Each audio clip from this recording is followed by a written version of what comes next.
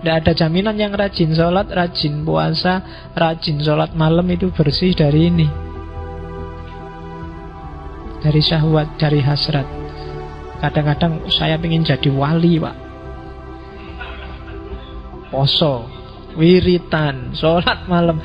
Yang menghalangi apa? Hasratmu, ambisimu untuk jadi wali kuwi yang jadi hijabmu dari Allah. Ya kan? Enak kelihatannya kalau jadi wali itu, Pak, ngerti apa-apa. Karamat, bisa jalan di atas air, Pak. Bisa, kan pikiranmu kan ngono. Kalau ada orang kesurupan iso nambani, Pak. Kalau ada orang ya kan ambisimu kan gitu. Ndak, bukan itu wali. Satu ketika Abu Yazid Bustami dipuji sama muridnya. Wah, guru, sampean ini orang top, lelaki sejati, jos. Buktinya apa? Loh, sampean bisa jalan di atas air ya? Jawabannya apa itu? Kalau cuma jalan di atas air, kayu, balok mbok lempar ke air juga bisa nyebrang, air nggak tenggelam. Nah, muridnya mau jelek, loh, tapi sampean bisa jalan di atas angin, bisa terbang. Jawabnya Abu Yazid, burung juga bisa terbang. Mbok padak ya aku roh burung kok. Kalau cuma dari itunya loh ya. Kalau kamu sebut keramat hanya dari bisa terbang, burung juga bisa terbang. Ya kan? Tapi sampean bisa meramal masa depan. Dukun juga bisa, setan juga bisa, jin juga bisa. Apa istimewanya bisa meramal masa depan? Nyerah wis murid. Lah terus apa tuh guru yang jadi orang besar, jadi wali, jadi lelaki sejati? Lelaki sejati adalah orang bisa menaklukkan hawa nafsunya karena Allah dan demi Allah dan untuk Allah. Itu Bayazid Bustami. Ya kan?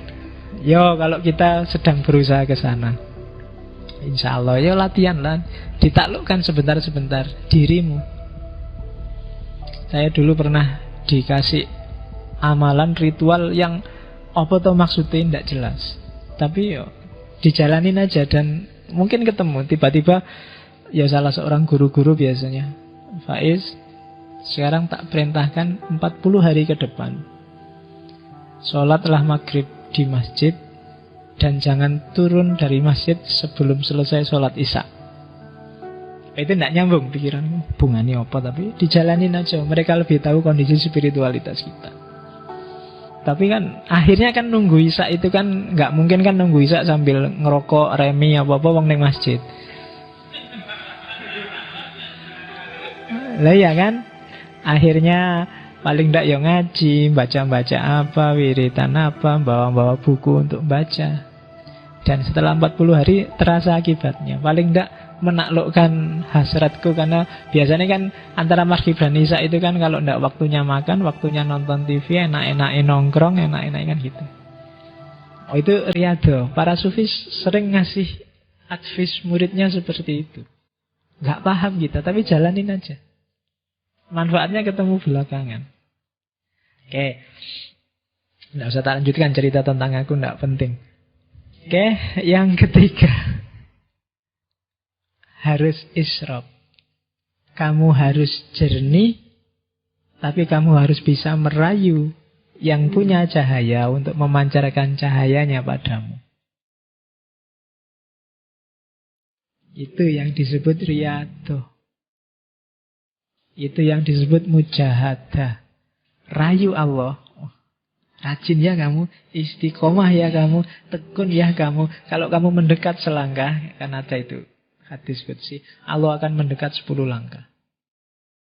Riyadhahmu cuma 10%, Allah akan mendekat padamu 100%. Itu dalam rangka apa? Isyraq. Biar Allah melimpahkan cahayanya.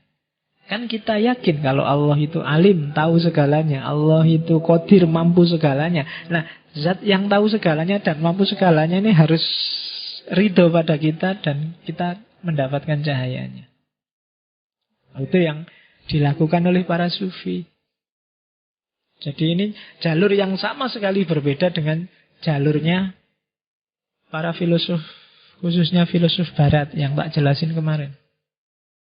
Karena itu filsafat ini selain disebut isyraqiyah kan sering disebut masyrikiyah, filsafat timur. Kenapa? Karena cahaya munculnya selalu dari timur. Tidak ada urusan arah. Filsafat timur itu bukan filsafat dunia timur, apa filsafat Jawa timur, apa Indonesia timur. Filsafat ketimuran. Ketimuran itu maksudnya filsafat cahaya. Kenapa? Cahaya munculnya dari timur. Apa sih filsafat cahaya itu? Filsafat pembersihan diri untuk menjangkau pengetahuan di balik yang sekedar fisik. Itu yang dimaksud filsafat timur. Nanti kamu ketemu jago-jago filsafat timur, nggak cuma di Islam. Ketemu Tao, ketemu Konghucu, ketemu Buddha, ketemu selalu nadanya nggak akan jauh dari ini. Itu cirinya di timur. Jadi dari timur kamu ketemu cahaya, dari barat kamu ketemu materi. Biasanya gayanya seperti itu. Sama-sama penting, saling mendukung. Tapi hari ini kita banyak kehilangan timur, terlalu banyak baratnya.